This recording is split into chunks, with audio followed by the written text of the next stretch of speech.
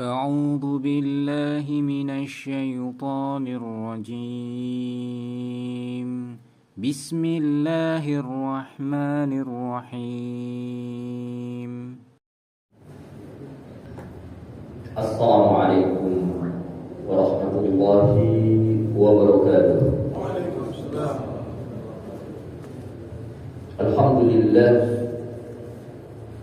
والصلاة والسلام على رسول الله وعلى آله وأصحابه ومن والاه.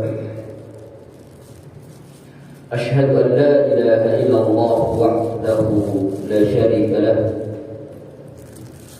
وأشهد أن محمدا عبده ورسوله لا نبي بعده.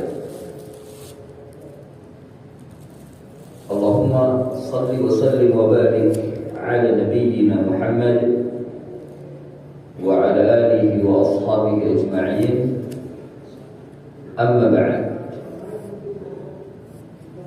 إخواني في الله أعزني الله وإياكم. Kita lanjutkan kajian kita dari pembahasan kitab Umdatul Ahkam karya Al-Imam Abdul Ghani Al-Maqdisi rahimahullahu ta'ala, dengan mengambil penjelasan dari kitab Taysirul A'lam oleh Syekh Abdullah bin Abdurrahman Al-Bassam rahimahullahu ta'ala. Pada pertemuan yang terdahulu kita telah mengambil sebagian dari muqaddimah Kitabul Jihad, muqaddimah Kitabul Jihad, di mana di antara hukumnya itu ada dua, ya, fardu kifayah dan fardu ain. Fardu kifayah dan fardu ain. Dikatakan fardu kifayah ini bila sudah ada sebagian yang menjalankannya, maka gugur sebagian di pengertiannya. Dan kondisinya pada waktu berperang di medan perang, artinya menjalankan perintah dari amir untuk melakukan invasi atau melakukan blokade kepada pasukan musuh sementara musuh belum datang, atau melakukan apapun, ya, dan ingin melakukan jihadnya di luar kota atau di luar penduduk, berkumpulnya penduduk di suatu kota atau di suatu daerah. Jadi bukan dalam kondisi terdesak oleh musuh. Yang kedua, fardu ain, maka hukumnya fardu ain ketika kondisi terdesak, di mana pasukan musuh sudah menguasai atau hampir menguasai seluruh atau sebagian daerah masyarakat muslim, dan untuk melakukan strategi-strategi darurat itu terlambat, ya.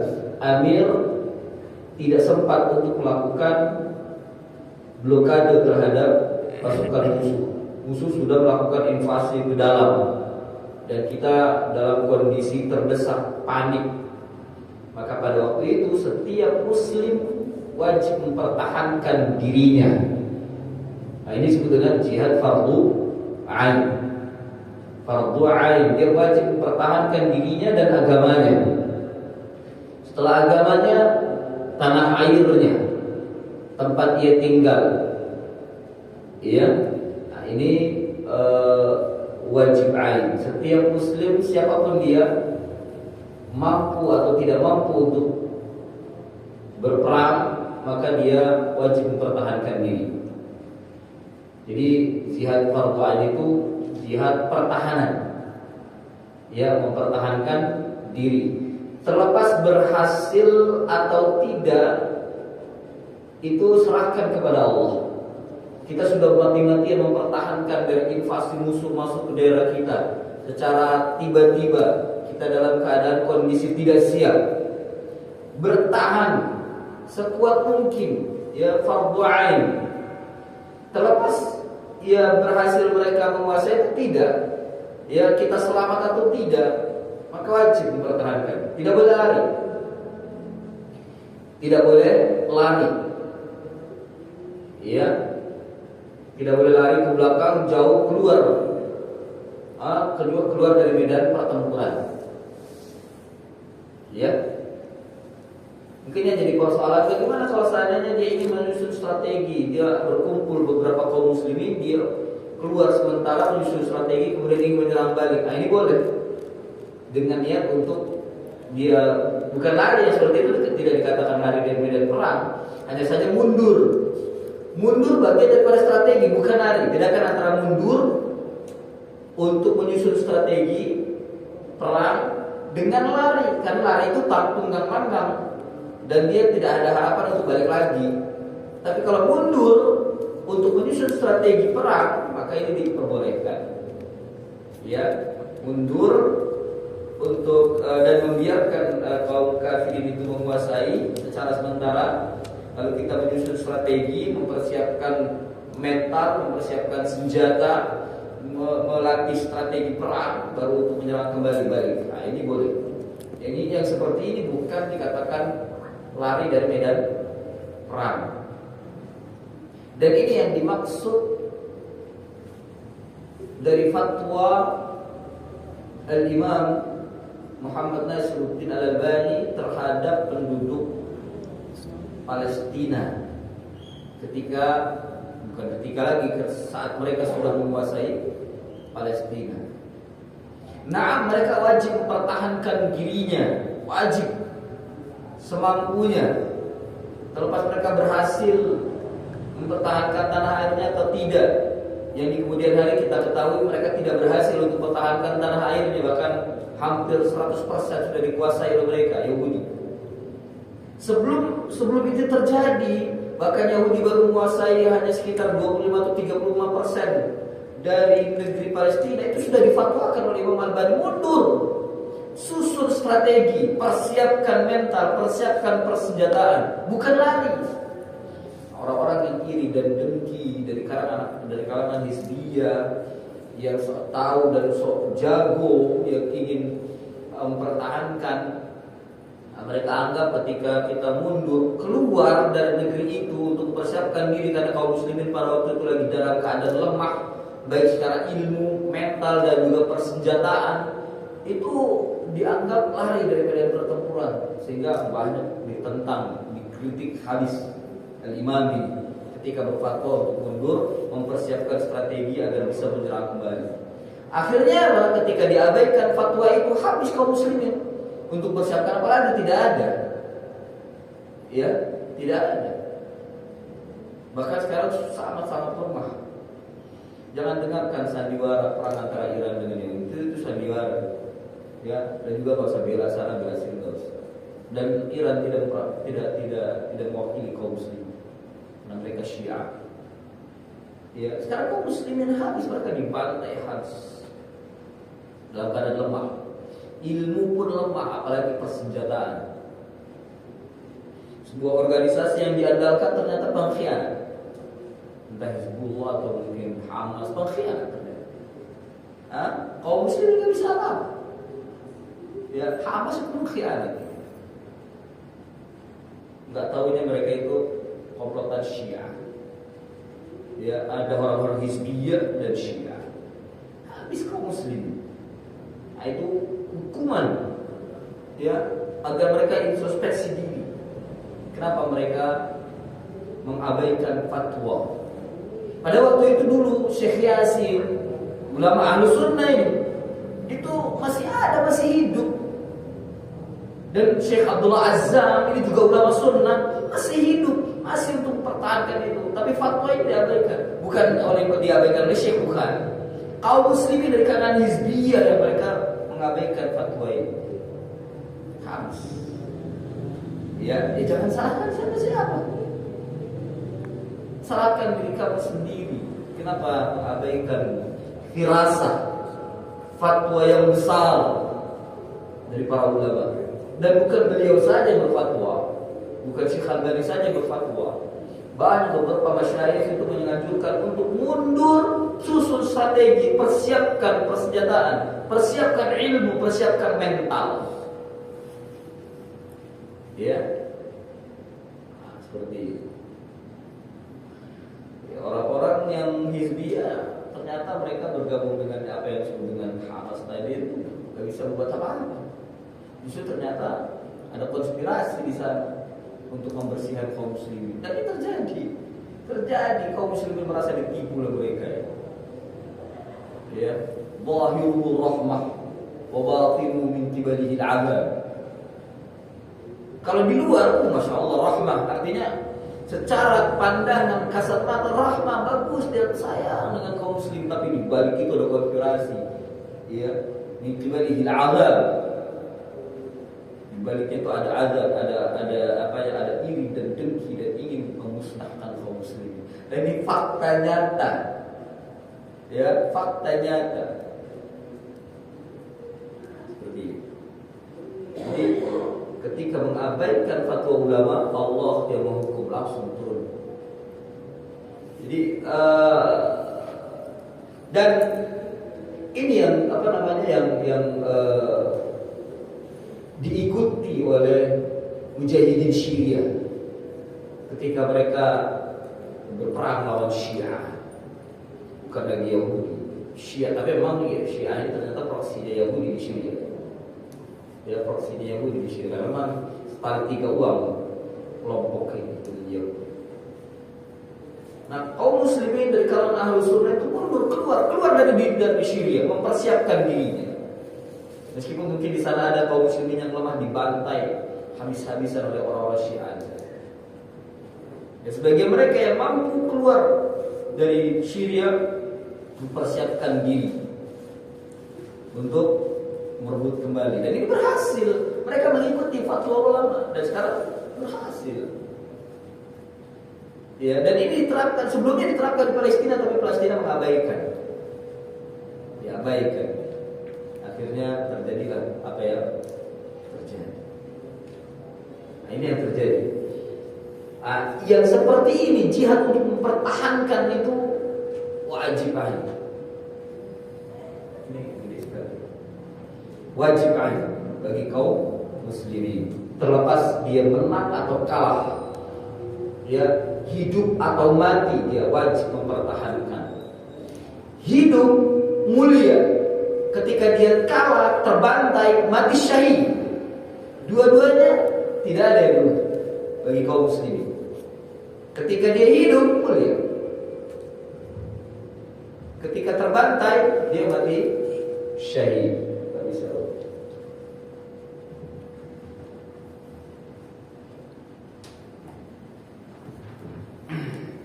Nah, kemudian ikhwani fillah, a'azzani Allah wa iyyakum.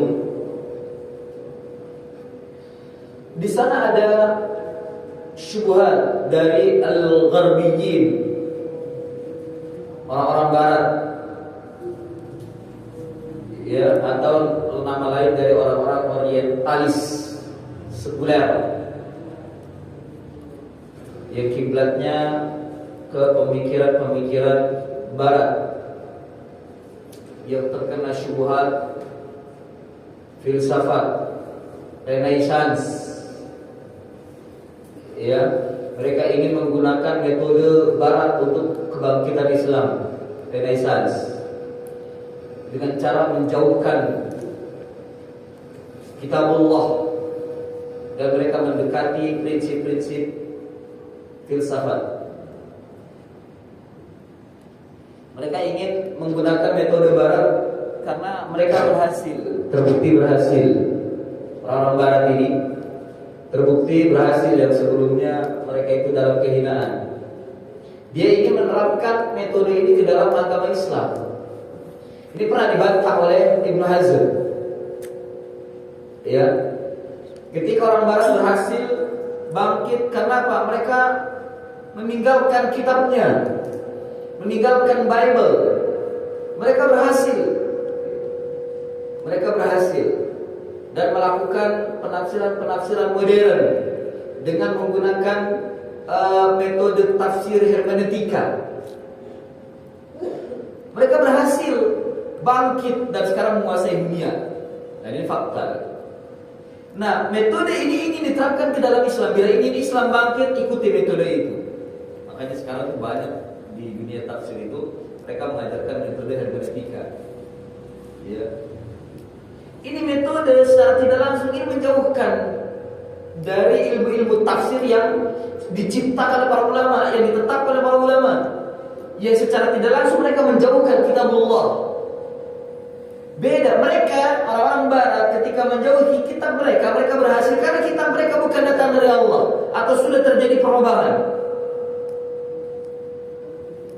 Ya, yang memang seharusnya untuk dijauhi. Ketika mereka menjauhi kitabnya, mereka diangkat oleh Allah, berhasil. Tapi kalau Muslim tidak, kalau Muslim menjauhi kitabullah justru akan hancur.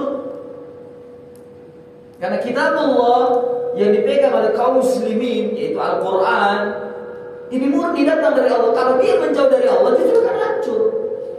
Bahkan harus sebaliknya, kaum muslimin harus dekat dengan kitabullah, baru mereka akan bangkit. Jadi tidak bisa metode barat ingin dimasukkan ke dalam metode Islam untuk kebangkitannya, tidak bisa. Beda, yang satu menjauh dari kitabnya yaitu Bible, kemudian mereka bangkit karena memang itu mereka terbelenggu dengan kitab-kitab mereka itu, mereka terkungkung dan tidak bisa bergerak sehingga mereka terhina, mati. Ya.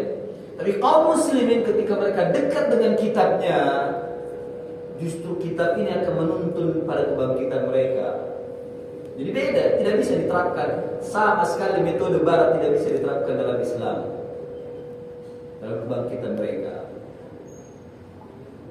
Ya, tentu baca lagi historinya, bagaimana Romawi, sejarah mereka, ya, bangsa Romawi itu kan bangsa Eropa. Nah, syubhat mereka mengatakan diantaranya, kenapa kita harus menjauhkan agama Islam? Diantaranya adalah Islam itu tegak berdiri ya dengan al-unuf wal-usf. Al-unuf itu dengan tirani, dengan kekerasan. Ya. Wa tasara bis-saif. Mereka agama ini tersebar dengan pedang, kata mereka. Wa iraqatud dima, dan menumpahkan darah. Jadi agama Islam menurut pandangan mereka, dalam persepsi mereka, Islam itu penuh dengan tirani. Mereka menebarkan agama dengan tirani, dengan kekerasan, dengan pedang, dan untuk menumpahkan darah. Ya, dan bahkan mereka mengatakan Islam itu menegakkan agamanya dengan paksaan. Ini ada dalam pandangan mereka, dan ini fakta, wakil, nyata. Bisa baca dalam buku mereka itu. Makanya mereka sangat-sangat membenci Islam, dibenci. Ketika Islam berada minoritas itu habis mereka dianggap katanya Islam. Tapi kalau ketika mereka berada di negeri Islam dan mereka minoritas, padahal mereka aman. Mereka tidak berkaca ke sana, mereka tidak mengambil pelajaran di sana. Kalau seandainya Islam itu keras dan kasar serta ditegakkan dengan pedang, mereka yang minoritas habis tentunya. Habis, tapi tidak. Mereka tidak berkaca ke sana, dan dengan santainya pikiran mereka mengatakan Islam itu keras, ya, kasar. menebarkan Islam dengan pedang dan menumpahkan darah, penuh dengan tirani, kezaliman dan lain sebagainya. Ya. Maka dijawab oleh para ulama, hadza za'mun khati', prasangka ini prasangka yang salah. Ya, wa huwa nasyun imma min jahli fi dinil islami wa futuhatihi wa ghazwatihi wa nusus. Ini muncul disebabkan karena kebodohan mereka, kejahilan mereka, ketidaktahuan mereka terhadap agama Islam. Dan juga bagaimana futuhat, kemenangan-kemenangan mereka dalam peperangan, serta mereka juga tidak mengerti nas-nas Al-Quran dan Sunnah.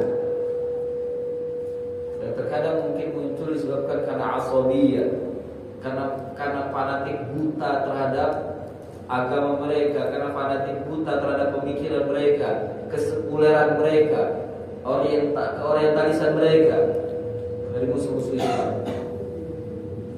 Ya, nah ini prasangka mereka. Jadi jihad bukan sebagai gambaran bahwa inilah cara Islam untuk menebarkan agama, bukan.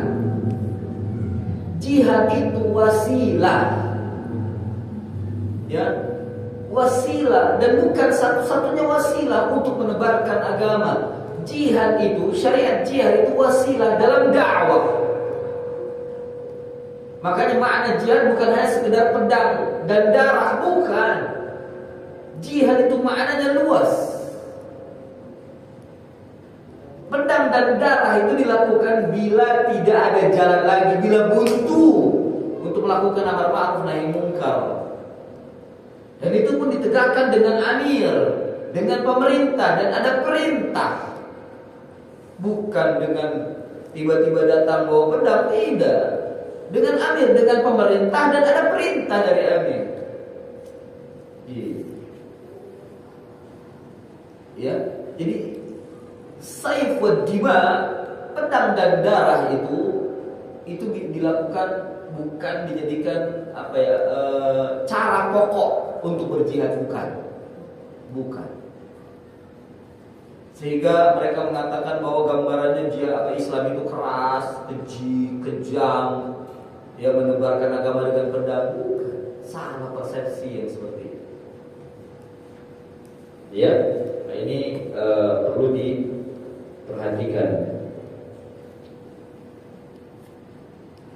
Makanya ya, itu mungkin di sini tidak menemukan orang-orang seperti ini yang benci dengan Islam disebabkan karena ini persepsi mereka.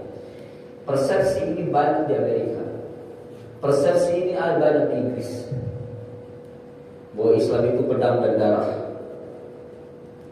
Ya, pedang dan darah. Itu persepsi ini ada di Inggris, bagi apalagi orang-orang yang kolot, totok ke ahli kitabannya, kalau kita tidak mengatakan Kristenannya atau ke kafirannya. Itu banyak. Ya, dan juga di Spanyol juga banyak yang masih berpikiran seperti itu, Islam itu pedang dan darah. Sehingga mereka benci. Ini persepsi ini terus digaungkan oleh orang-orang sekuler. Ya, orang sekuler kemudian ditumbuhkan kebencian mereka, sehingga mereka ingin berusaha menjauhkan Islam dari kitabnya dan ingin mengambil atau ingin mencuri metode dari mereka. Ya, dan mereka memahami bahwa Islam itu kalau didalami, agama ini bagus, cuma yang tidak suka mereka itu ditebarkannya dengan pedang dan darah. Padahal ini bukan satu-satunya cara. Ini cara yang terakhir. Nabi pun tidak mengangkat pedang dan menumpahkan darah tanpa ada perintah dari Allah. Adanya jihad di mana? Di Madinah. Ketika di Mekah 13 tahun, apakah ada jihad? Artinya ada mengangkat pedang dan darah? Tidak. Justru yang ada di Mekah itu mereka terintimidasi. Ketika ada yang mengeluarkan pedang seperti Umar, dimarahin sama Nabi. Belum waktunya, dan memang tidak ada pada waktu itu. Nabi belum tahu ada perintah jihad waktu itu, belum ada. Ya. Nabi hanya mengatakan kepada para sahabat ketika mengalami penindasan dari musuh-musuh, sabar, sabar, sabar. Walakal jannah, engkau akan mendapatkan surga, akan masuk dalam surga. Itu saja. Isbiru, wala tasta'jilu. Sabarlah, sabarlah, jangan terburu-buru. Walakal jannah, dan seterusnya. Itu dakwah Nabi di Makkah. Tidak ada mengangkat pedang, dan juga tidak ada penumpahan darah. Justru mereka yang menindas dan mengintimidasi dari musuh-musuh Islam, mereka yang menumpahkan darah kaum muslimin. Bagaimana bisa dikatakan menyebarkannya dengan pedang? Padahal jihad itu disyariatkan waktu di Madinah. Ya, itu pun di tahun ketiga awal peperangan, perang Badar. Yang tadinya Nabi tidak melakukan kalau tidak ada perintah dari Allah. Ketika ada perintah dari Allah pun Nabi tetap menahan. Kalau bisa dengan cara damai. Tapi ternyata tidak bisa.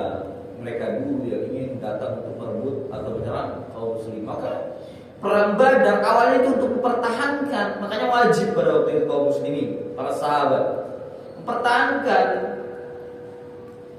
Ya, tapi dirubah strategi, bukan hanya sekedar mempertahankan, ikut ketika ditumpahkan darah, tumpahkan darah lagi. Mereka yang menumpahkan darah kaum muslimin, maka kaum muslimin membalas untuk menumpahkan darah mereka dengan pedang. Mereka bawa pedang, pertahankan dengan pedang. Itu pun metode terakhir, bukan di awal dalam dakwah, bukan. Maka persepsi ini sangat-sangat salah disebabkan karena kejahilan mereka terhadap agama Islam dan juga terhadap bagaimana metode perang yang diajarkan dalam Al-Quran dan Sunnah. Ya.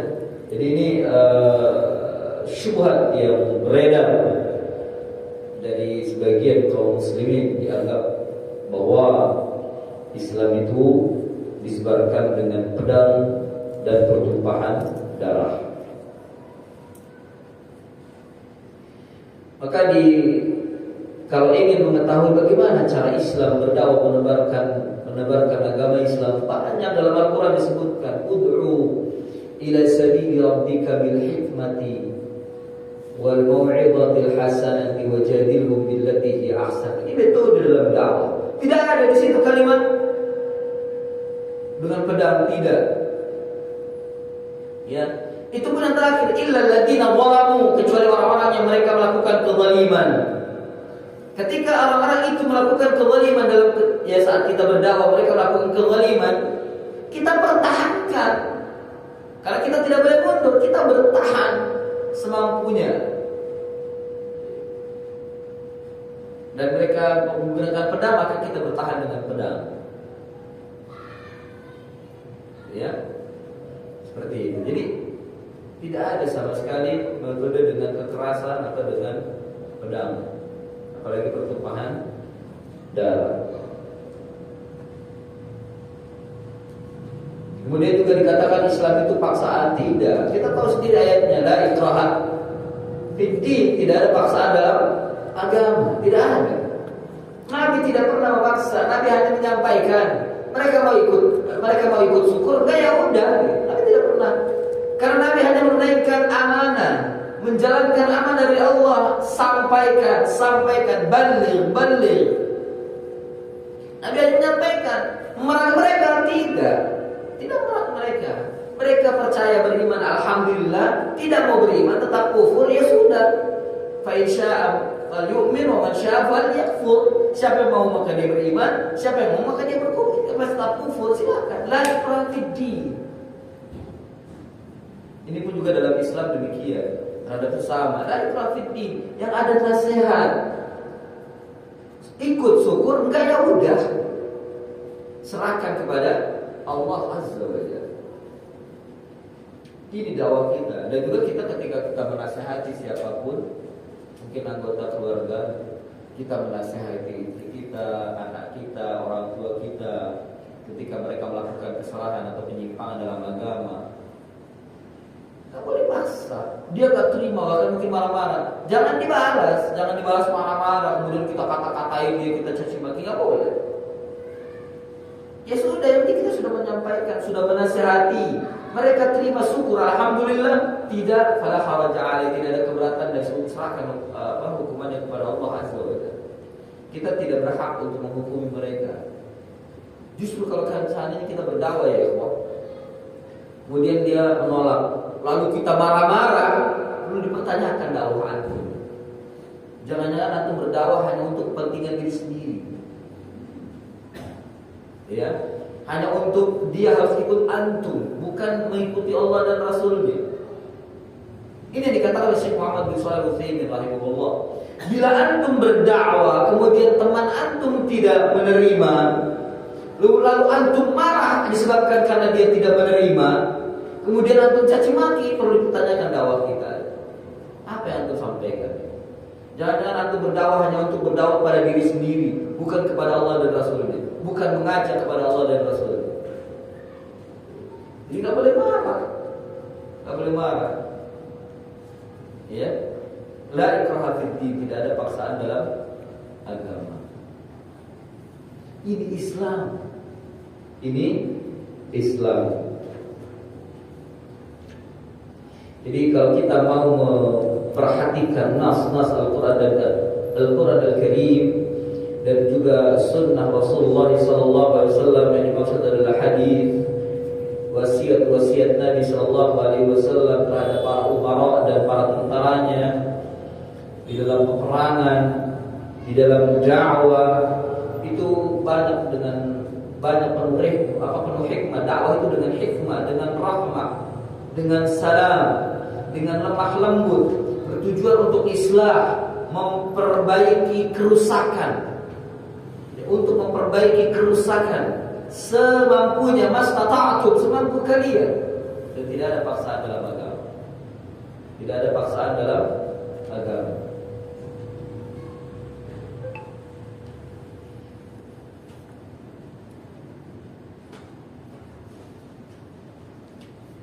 Bahkan kita boleh bersikap adil kepada orang kafir yang dia bukan muslim, tapi dengan syarat mereka tidak memerangi kaum muslimin.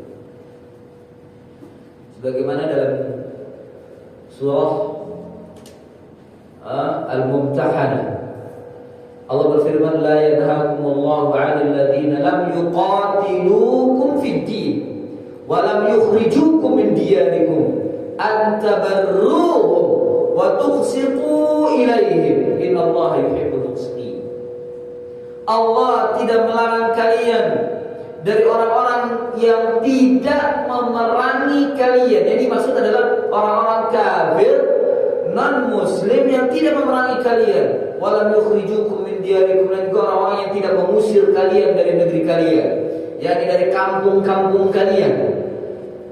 Ya, antabarruhum, engkau berbuat baik kepada mereka. Berbuat baik pada mereka bukan berarti ikut ibadahnya, bukan. Sebagaimana dipahami, ke gereja, masjid ke masjid lah. Ya, waktunya Natal, kaum muslimin ikut Natal, waktunya Idul Fitri orang-orang kafir itu enggak lah begitu. Antabarruhum, berbuat baik pada mereka sesuai dengan kadarnya. Ya, menolong mereka dari kesusahan, bersedekah kepada mereka kalau kita miliki. Ya, berbuat baik pada mereka ketika mereka sakit, kita obati. Ketika mereka menderita, kita tolong. Berbuat baik pada mereka. Antabarruhum wa tuqsitu ilaihim, dan berbuat adil kepada mereka. Kalau terjadi persengketaan antara muslim dan kafir, wajib kita berbuat adil. Kalau memang mereka yang benar, katakan mereka itu benar. Antuqsitu ilaihim innallaha yuhibbul muqsitin. Sesungguhnya Allah itu mencintai orang-orang yang adil. Lihat, ini Islam. Ya, boleh kita berbuat baik kepada orang-orang kafir yang tidak memerangi kita. Boleh. Bahkan berbuat adil kepada mereka. Enggak diperintahkan untuk mengeluarkan pedang dan menumpahkan darah mereka, tidak. Dikit-dikit pedang, dikit-dikit tumpahkan darah, tidak. Kalau mereka tidak memerangi, kalau mereka pun baik kepada kita sudah menyampaikan dengan baik dan benar, lalu mereka tidak memeluk agama, tetap mereka berada kekafirannya, La ikraha fid din, tidak ada paksaan dalam agama, dan kita boleh berbuat baik kepada mereka. Ya. Dan ketika berbuat baik kepada mereka bukan berarti katakan kerjasama. Nah, ini juga lagi konspirasinya, ketika sebuah negara kaum muslimin ingin berbuat baik kepada negara kafir, dia akan kerjasama, persekongkolan, konspirasi. Apa-apaan seperti itu. Ya, sebagaimana yang terjadi belakangan itu ya, negeri Saudi kita dianggap kerjasama dengan Amerika, kemudian orang-orang Hizbiyun atau para buzzer ini mencaci maki dasar anteknya Amerika dan sebagainya. Padahal dilihat hanya luarnya saja, dia tidak tahu bagaimana hakikat Saudi bertemu dengan Amerika ini sedang apa mereka, kita nggak tahu. Bisa jadi Saudi sedang mau berbuat baik kepada Amerika ketika mereka dalam keadaan menderita atau mereka butuh bantuan, dan mereka tidak memerangi kaum muslimin yang ada di negeri itu ya, yang ada di negeri itu. Atau mungkin kaum muslimin yang meminta bantuan mereka untuk menghajar orang-orang kafir. Karena boleh meminta bantuan pada orang kafir sementara kita dalam keadaan lemah untuk menghantam orang kafir yang lain. Boleh. Boleh. Meminta bantuan kepada orang-orang kafir untuk menghantam kaum kafir dari musuh-musuh, boleh. Ini bukan berarti ada lomba, bukan. Ini namanya strategi, dan Nabi pernah melakukan itu, meminta bantuan orang-orang kafir. Nabi tidak pernah maksa mereka untuk masuk Islam, tapi Nabi butuh tenaganya untuk membantu kaum muslim. Boleh. Jadi tidak ada konspirasi kerjasama kemudian kita dianggap menjadi antek mereka. Tidak. Nah, ini perlu diperhatikan. La yanhakumullahu 'anil ladzina lam yuqatilukum fid din wa lam yukhrijukum min diyarikum an tabarruhum wa tuqsitu ilaihim innallaha yuhibbul muqsitin. Bahkan ayat setelahnya itu sebaliknya. Innallaha, gimana sebaliknya itu? Sesungguhnya Allah itu melarang untuk berbuat baik pada mereka terhadap orang-orang kafir yang memerangi mereka. Ya.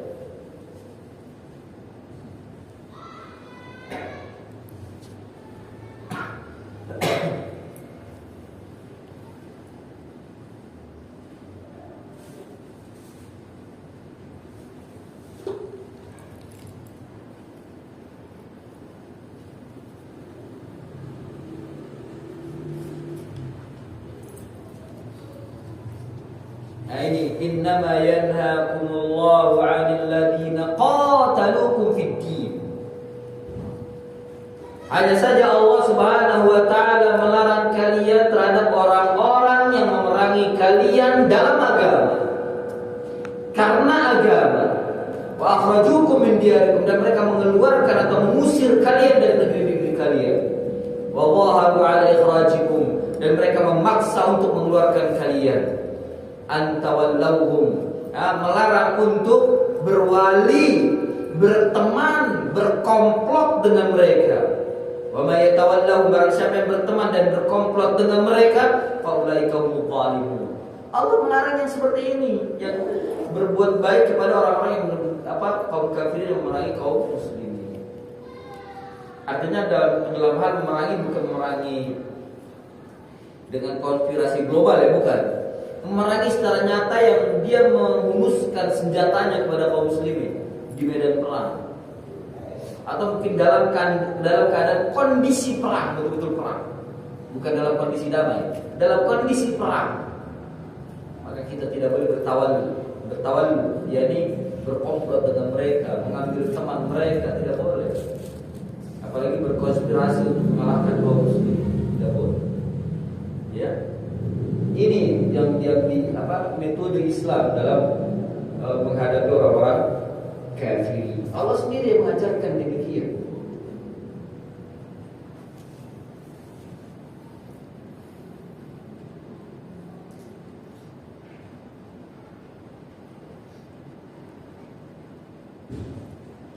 Nah, ayat-ayat yang menyatakan demikian amat banyak sekali. Ya, tentang konspirasi, bukan tentang syubhat dari al-Gharbiyyin, orang-orang barat dan orientalis ini dibantah dan dijelaskan bantahan oleh Syekh Al-Bassam di sini di mukaddimah Kitabul Jihad. Ya, bila antum ingin merujuk maka dipersilahkan. Ya. Nah. Bisa. Baik. Ikhwani fillah, a'azzani Allah wa iyyakum. Kita masuk hadis pertama pada Kitabul Jihad, yaitu hadis yang ke 398 dari kitab Taysirul A'lam. Ya. Al-hadits ats-tsamin wa tis'una ba'da 300. Al-hadits ats-tsamin, hadis yang ke 398. Al-Imam meletakkan hadis apa yang diriwayatkan oleh Al-Bukhari dan Muslim. Datang dari sahabat Abdullah bin Abi Aufa. Abdullah bin Abi Aufa radhiyallahu anhu. Musannif berkata, "An Abdullah bin Abi Aufa radhiyallahu anhu, anna Rasulullah sallallahu alaihi wasallam fi ayyamihi allati laqiya fiha al-aduwwa intadhara hatta idza malat asy-syamsu qama fiha faqala." Dari Abdullah bin Abi Aufa radhiyallahu anhu bahwasanya Rasulullah sallallahu alaihi wasallam dalam hari-harinya yang ia bertemu di dalamnya musuh, yang ia bertemu pada waktu itu musuh, wattaqara, beliau menunggu hatta idza malat asy-syams, hingga apabila matahari telah condong. Malat asy-syams itu matahari telah condong ke barat. Ya, qama fihim, Nabi berdiri pada mereka, yaitu pada pasukan. Faqala, beliau bersabda, ya ayyuhan nas, la tatamannaw liqa'a al-adu was'alullaha al-'afiyah, fa idza laqitumuhum fasbiru wa'lamu annal jannata tahta dhilalis suyuf. Wahai manusia, janganlah kalian berangan-angan untuk bertemu dengan musuh. Mohonlah kepada Allah al-afiyah, keselamatan atau kesehatan. Fa idza laqitumuhum, apabila kalian bertemu dengan mereka, yakni bertemu dengan musuh, fasbiru, maka sabarlah. Sabar di sini bukan berarti diam. Sabarlah, diam enggak, dia mati dipenggal. Ya. Sabar di sini, lihat kalimat sabar menunjukkan bahwa sabar itu bukan diam. Sabar yang dimaksud tetap sabar hadapi musuh itu sesuai dengan kemampuan. Ayunkan pedang sekuat tenaga untuk menghadapi mereka. Itu maksudnya sabar. Fasbiru, sabarlah. Sabar untuk menghadapi mereka, jangan lari. Wa'lamu, dan ketahui oleh kalian, annal jannata tahta dhilalis suyuf, bahwasanya surga itu di bawah lindungan-lindungan pedang, di bawah bayangan-bayangan pedang. Wah, ini gimana maknanya?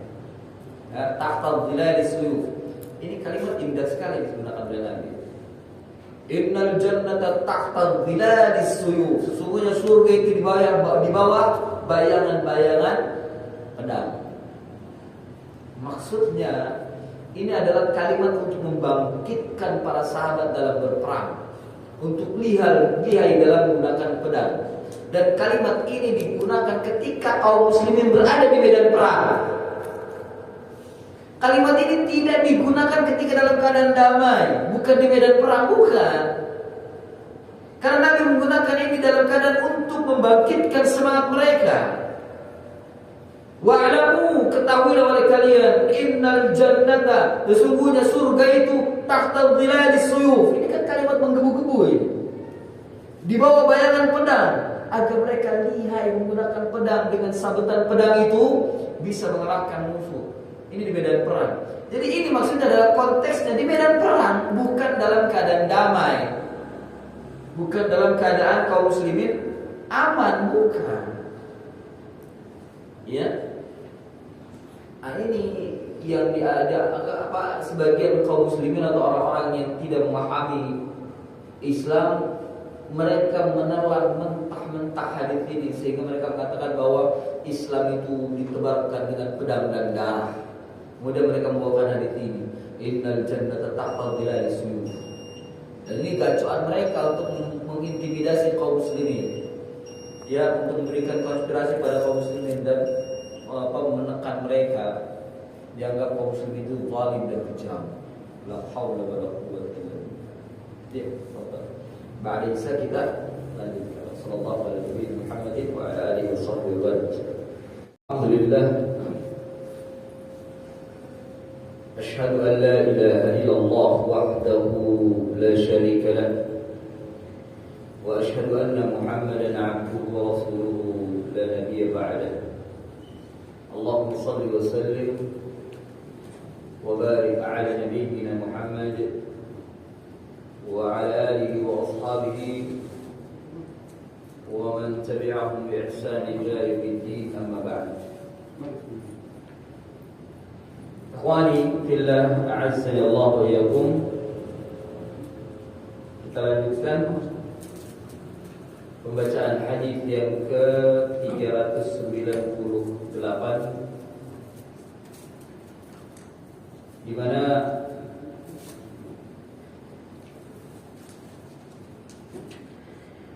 Nabi sallallahu alaihi wasallam bersabda dalam memberikan tausiahnya kepada juyush, pada pasukan para mujahidin. Beliau bersabda, ya ayyuhan nas, la tatamannaw liqa'al adu. Wahai manusia, janganlah kalian berangan-angan untuk bertemu dengan musuh. Berangan-angan ini berandai-andai. Ya, tatamannau, seolah-olah berangan-angan bertemu dengan musuh. Atau bisa dikatakan mengharap, berharap untuk bertemu dengan musuh. Ya. Atau bisa juga dikatakan menantang dengan musuh. Ya, menantang dengan musuh. Nah, ini juga bisa kita masukkan ke ranah syaitan, syaitan, karena syaitan ini adalah masuk ke dalam musuh manusia. Jadi jangan mencari-cari syaitan. Ya, mencari-cari syaitan dan berangan-angan untuk bertemu dengan syaitan. Tidak boleh. Ya.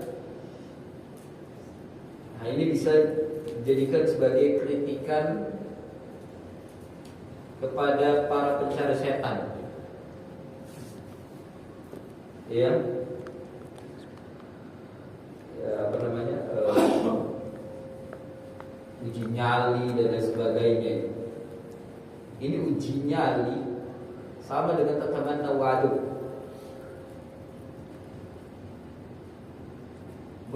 berharap untuk bertemu dengan musuh. Kalau bahasa kita apa? Tes, ya, uji nyali, tes nyali. Bertemu dengan musuh, bertemu dengan setan, lari atau tidak. Itu tatamannau al-adu, uji nyali. Kalau bahasa kita tuh uji nyali untuk bertemu dengan musuh, bertemu dengan syaitan. Jangan seperti itu. La tatamannawul adu. Jangan uji nyali untuk bertemu dengan musuh. Was'alullah al-afiyah. Justru mintalah kepada Allah, berdoalah kepada Allah al-afiyah, keselamatan, kesehatan. Al-afiyah.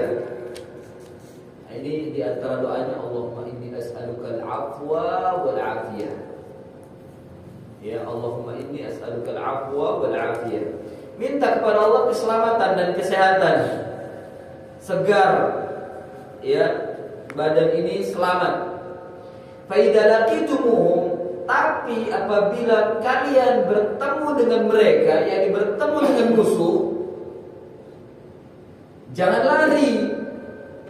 Fasbiru, maka sabarlah. Sabar dalam menghadapi mereka, bukan berarti diam ya. Sabar dalam menghadapi mereka.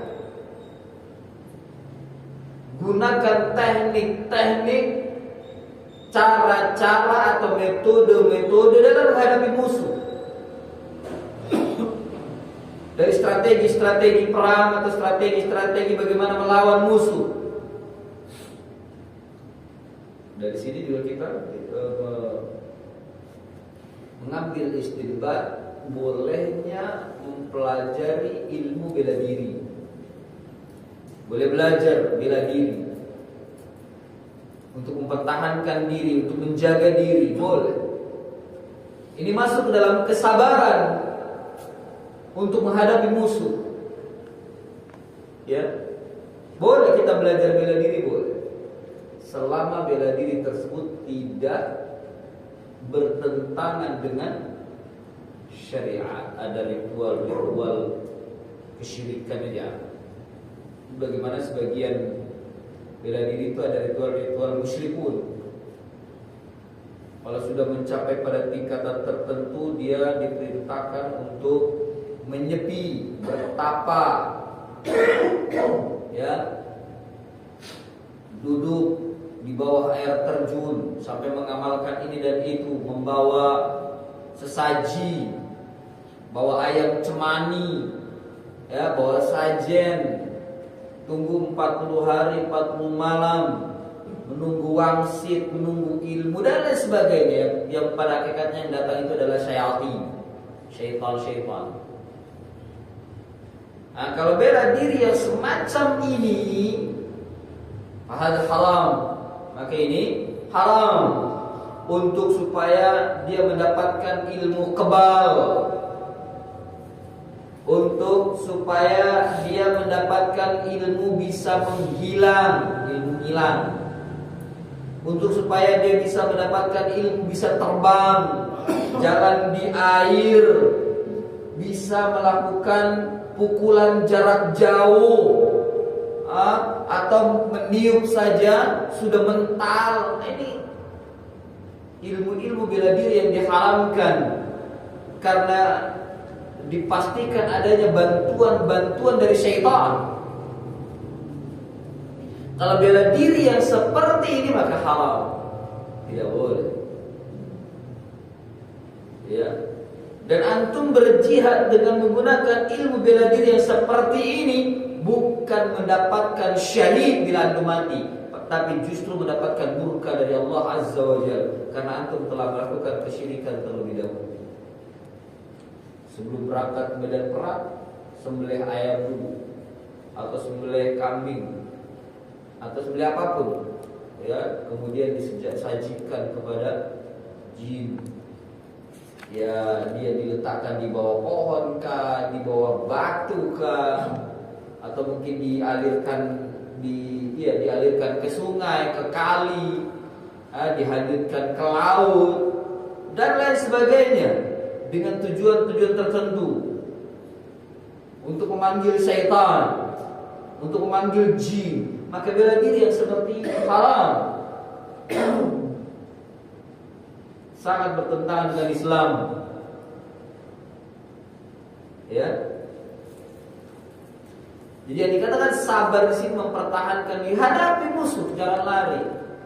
Gunakan kemampuan, di antaranya bela diri, keahlian bermain pedang, keahlian memanah, keahlian berkuda, itu gunakan untuk mempertahankan diri menghadapi musuh. Wa'lamu, ketahuilah kata Nabi, oleh kalian, annal jannata tahta dhilalis suyuf, bahwasannya surga itu di bawah lindungan pedang, di bawah bayang-bayang pedang. Maksudnya apa? Ya di bawah sabetan-sabetan pedang untuk melawan musuh. Ya, ketika kita menyabet pedang, menyabetkan pedang ke musuh dan musuh mati, kita mendapatkan pahala. Atau sebaliknya, kita yang terkena sabatan pedang mereka, belum sempat menyabet, kita disabat dan kita meninggal syahid, tidak ada rugi. Itu jihad, dan ini keutamaan jihad dalam Islam, keutamaan mujahidin. Ketika ia menggunakan senjatanya dan senjatanya mengenai musuh, musuh itu mati, kita mendapatkan ganjaran dan pahala. Sebaliknya, ketika kita terlambat menggunakan senjata dan senjata musuh lebih dahulu mengenai kita dan kita mati, syahid. Tidak ada rugi dan dua-duanya baik. Ya, dua-duanya baik.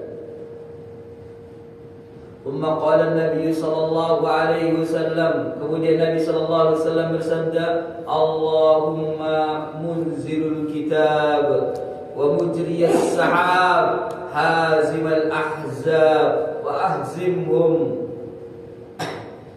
ahzimhum wansurna alaihim. Ini doa. Ini rangkaian doa Nabi sallallahu alaihi wasallam ketika Nabi berangkat menghadapi musuh. Ya, Allahumma munazzilal kitab. Nabi berdoa dengan sifat Allah, bertawassul dengan nama-nama dan sifat-sifat Allah. Ya Allah, Sang Penurun Kitab, yakni yang menurunkan Al-Quran, wa mujriyas sahab, dan mengalirkan atau menjalankan awan. Ya, awan itu berjalan. Ya, menggerakkan awan, menjalankan awan. Wa hazimal ahzab, dan yang mencerai-beraikan kelompok atau pasukan kelompok. Ahzimhum, hancurkanlah mereka. Wansurna alaihim, dan berilah pertolongan kepada mereka, kepada kami atas mereka. Ini doa Nabi sallallahu alaihi wasallam sebelum maju ke medan perang. Ikhwani fillah, a'azzani Allah wa iyyakum. Hadis ini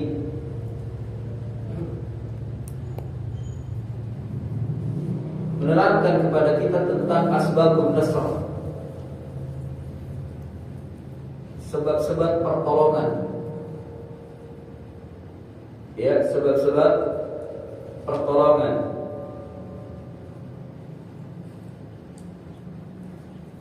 Yaitu yang pertama,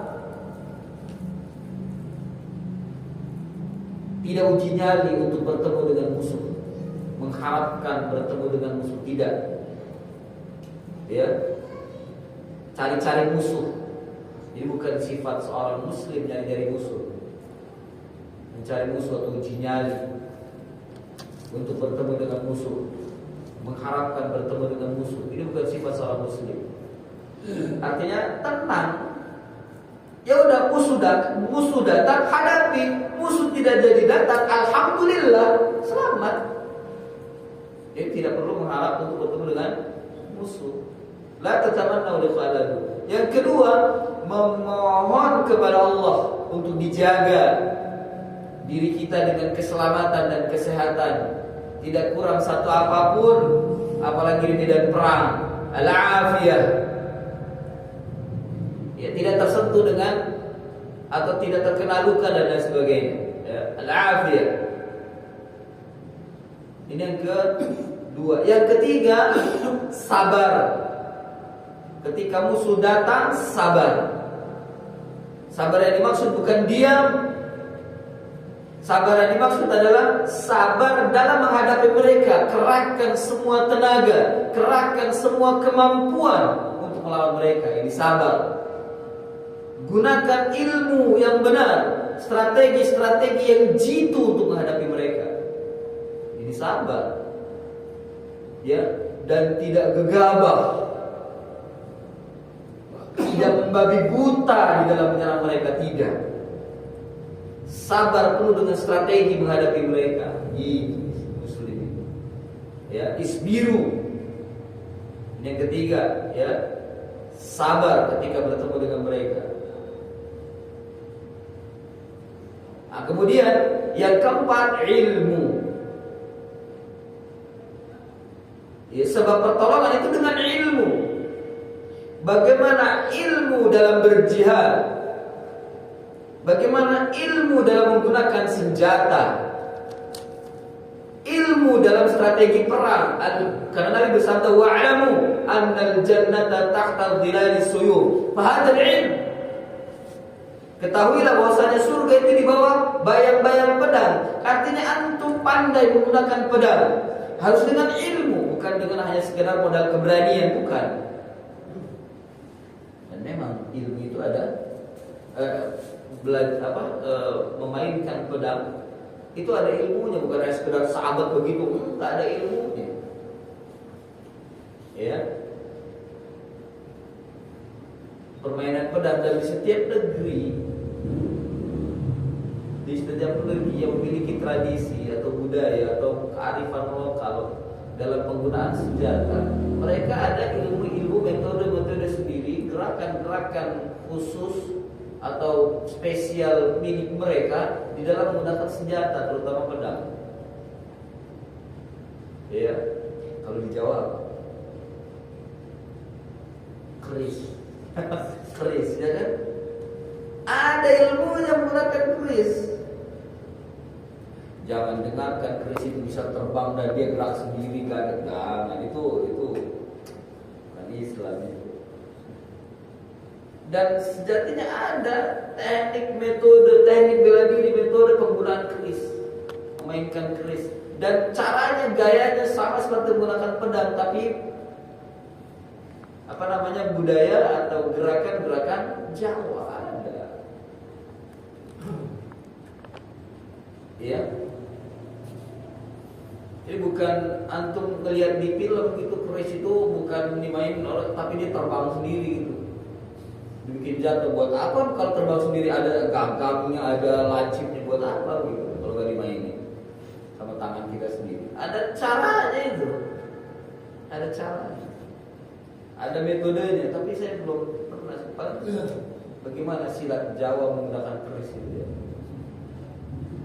Ya kita lihat kan di film-film itu keris itu bisa terbang, terbang kemudian muter sendiri, orangnya mah di bawah diputar itu. Memang senjata yang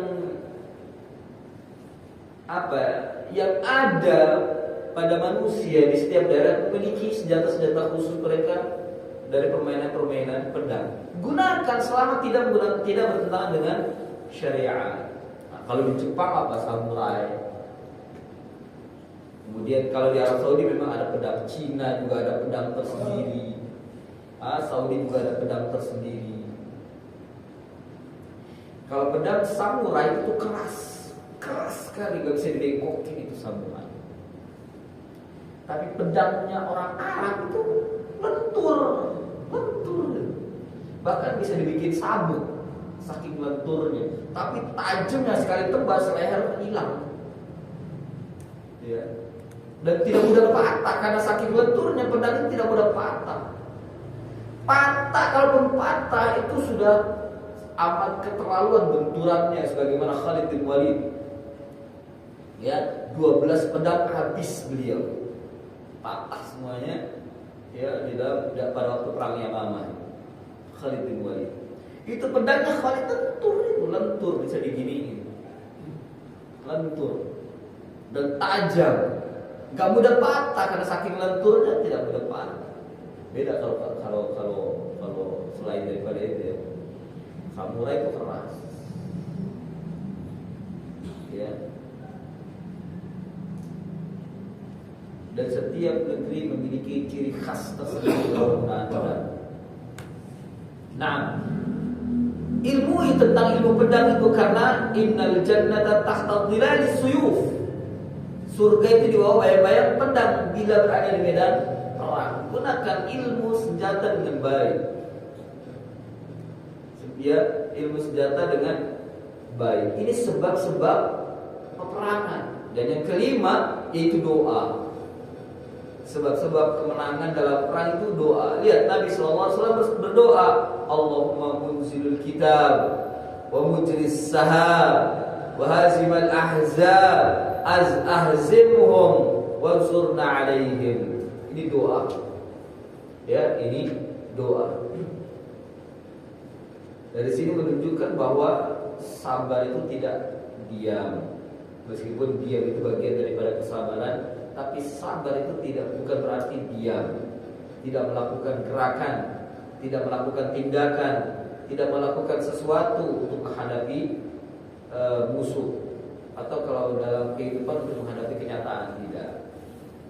Ya, bukan malah lari dari medan perang. Itu sebab-sebab kemenangan.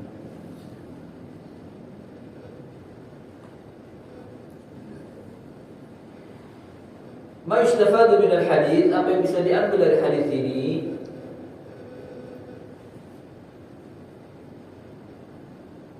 Yang pertama, tahayyunu munasabatil waqtil qital, waqtil qital. Merencanakan waktu yang tepat untuk perang. Ya, merencanakan waktu yang tepat untuk perang. Ini diambil dari apa yang dilakukan Nabi. Nabi berkhutbah kepada pasukannya ketika matahari itu miring, condong. Ya, idza malati asy-syams, condong ke barat.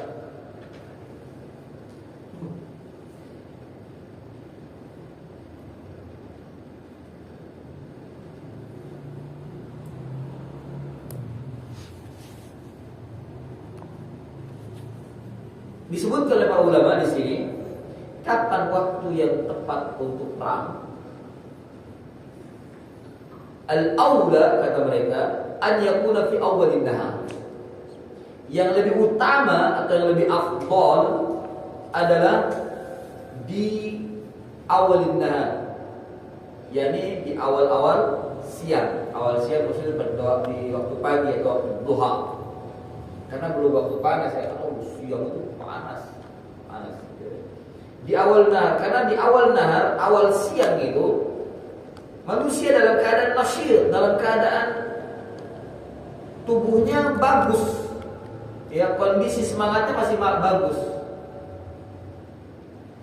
tenaganya masih banyak, ya. Kemudian kata mereka, fa in lam yakun fa ba'da zawal. Kalau tidak bisa di awal siang, yaitu pada waktu pagi, maka ba'da zawal, setelah matahari condong. Bagi mereka mendekati asar, karena itu juga waktu sudah anu. Itu disebut dengan ba'da zawal, setelah matahari tergelincir dari zuhur, dari tengah atas. Kama jaa fil haditsil akhar, sebagaimana datang dalam hadis yang lain, kana idza lam yuqatil awwal an-nahar intadhara hatta tahiba ar-riyah wa tahduru as-salat. Adalah Nabi sallallahu alaihi wasallam apabila beliau tidak berperang di awal siang, maksudnya adalah pagi menjelang siang, waktu duha, maka intadhara, beliau menunggu hatta tahibar riyah, sampai angin itu merasa sejuk, wa tahdurus shalah, dan hadir waktu salat, yakni salat zuhur. Jadi salat zuhur karena ba'da zawal. Jadi angin sudah tidak panas lagi, tapi angin sudah mulai berembus, agak segar. Kemudian salat itu sudah ditegakkan, jadi waktu zuhur. Ini memilih waktu untuk berperang. Jadi nggak sembarangan pokoknya itu hajar aja, enggak. Ada waktu-waktu yang tepat. Itu berkaitan dengan kondisi kaum muslimin, kondisi tubuh kaum muslimin. Enggak sembarangan kita berangkat, enggak sembarangan. Ya, ada aturannya, ada ketentuannya. Nabi mengajarkan. Bahkan dalam riwayat yang lain, termasuk diantaranya awal nahar itu waktu fajar. Karena Nabi pernah menyerang musuh-musuh Islam di waktu fajar, ketika mereka dalam keadaan malas untuk bangun. Itu tepat untuk menyerang mereka, ya, di waktu fajar. Karena waktu fajar itu, waktu pagi itu diberkahi oleh Allah Subhanahu wa ta'ala. Burika ummati fi bukuriha. Jadi waktu fajar juga bagian untuk waktu yang tepat untuk berperang. Kemudian yang kedua, faedah dari hadis ini, qarahatu tamanni al-qital wa musadamatil a'da. Makruh hukumnya berangan-angan untuk perang, ya, dan melawan musuh. Musadamah itu melawan, menghadapi, kontra dengan musuh secara fisik, ya, secara fisik. Musadamatul a'da itu kontra dengan musuh secara fisik, musadamah. Ini dibenci, berangan-angan dibenci. Artinya udahlah gak usah berharap. Ada musuh, hadapi. Gak ada musuh, alhamdulillah, itu saja. Jadi tidak berharap. La tatamannau. Karena hukum tamannau, berharap dan mengangan-angan untuk bertemu dengan musuh, hukumnya haram, makruh. Hukumnya makruh. Qarahatu tamanni al-qital wa musadamatil a'da. Ya. Karena apa ya? Li'anna tamanni ma yadri ma aqibatul amr. Karena berangan-angan bertemu dengan musuh, tidak diketahui ma aqibatul amr, apa nanti akibatnya, urusannya itu kita nggak tahu. Kalau seandainya pada waktu itu ketemu dengan musuh, apa akibatnya kita tidak tahu. Ya. Jadi di antara tamannau, berangan-angan bertemu dengan musuh itu nantang-nantang dulu, nantang-nantang dan ujinya. Ya, nggak usah diem, ngoceh, bertemu dengan ini, bertemu sama sekali. Dia udah gak sabar untuk menyambut pedang dan seterusnya. Dengan cerewet lah, bahasa kita cerewet, pengen bertemu dengan musuh. Ya, teman ini, kita nggak tahu apa akibat setelahnya, itu nggak tahu. Jangan-jangan bertambah buruk. Ketika Anda berperang sendirian, ketika menghadapi musuh, jangan-jangan bertambah buruk, kan kita tahu. Ma yadri ma aqibatul amal, ma aqibatul amal. Tidak ada yang tahu apa nanti urusan setelahnya ketika Anda sudah berhadapan dengan musuh. Kita tahu apakah menang atau kalah, ataukah agama Allah tertolong ataukah tertindas, kita tidak tahu. Jadi udah gak usah bertemu dengan, jangan gak usah berangan-angan bertemu dengan musuh. Ya. Wa aidan dalilul ghururi wal ujub, dan ini juga menunjukkan kalau bertemu dengan berangan-angan itu dalil menunjukkan haramnya kita al-ghurur wal ujub. Ghurur ini menipu diri sendiri, dan ujub itu bangga. Orang yang bangga itu dia tertipu dengan dirinya sendiri. Bangga dengan apa yang ada pada dirinya, entah-entah dia memiliki kemampuan, ahli atau jago bela diri, ahli bermain pedang dan seterusnya, ya, ujub dia. Nah, ini haram hukum, haram. Atau dia mau merendahkan musuhnya, siapa itu, nanti kalau ketemu dengan saya matikan dia. Berangan-angan seperti itu, sombong dirinya dan merasa mampu untuk menghadapi musuh. Jangan gurur dan berujub. Ya, wa huwa unwanul khudlan, itu tanda kehinaan. Orang yang ujub itu tanda kehinaan. Dia menipu diri sendiri dan tanda kehinaan dirinya. Kalau dia merasa dirinya itu hebat, gitu ya, merasa dirinya itu jago, ujub dia, petantang petenteng, itu unwanul khudlan, itu tanda kehinaan dia. Jadi orang yang sombong, orang yang merasa hebat, sok-sokan dia, sejatinya dia itu hina. Itu tanda kehinaannya dia, tanda kejatuhannya dia. Ya. Wa dalilu ihtiqaril adu wa huwa unwan qillatil azam, hazm wal ihtiyat. Dan merendahkan, ihtiqar itu merendahkan